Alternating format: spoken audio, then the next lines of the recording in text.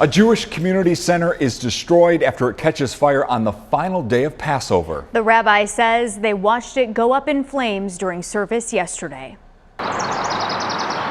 In a quiet Louisville neighborhood, a place that would normally hold Passover celebrations with friends, now sits charred. The roof caved in after a fire ripped through the Chabad House. It's more than just a building that houses buildings or books, but it's where men and women and children get together. It's where weddings happen. It's where parties happen. It's where children grow up. The fire started early Saturday morning. Officials determined it was a grease fire in the kitchen in the residential part of the home. Firefighters did a walkthrough around 9 o'clock Saturday morning, only for it to reignite just a few hours later. I can't even imagine the catastrophe that could have happened. So I see a great gift from God and having it evolve the way it is. If it wasn't for that first fire, Rabbi Litvin says there would have been 50 to 75 people there.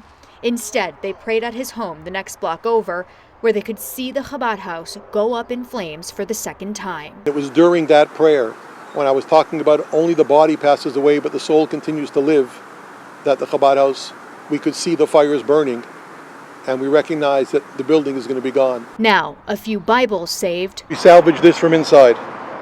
Clearly, the outsides are burnt. And phylacteries, which Jewish men wear in the morning. One man who hadn't worn them in more than 10 years came to help and said he would wear them for the rabbi. That was very moving, that even though such tragedy happened, the traditions continue, and God's light and God's will and God's energy will continue, and that's what we see for the future. It's that outpouring of support from the community that's getting them through. It was very moving.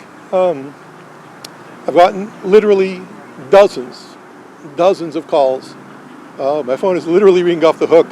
My wife's phone is ringing, my boys' phones are ringing. All the Chabad rabbis are feeling the same response. It's an amazing community. And will help them rebuild. And they will rebuild. We have a link in this story on WDRB.com with how you can help.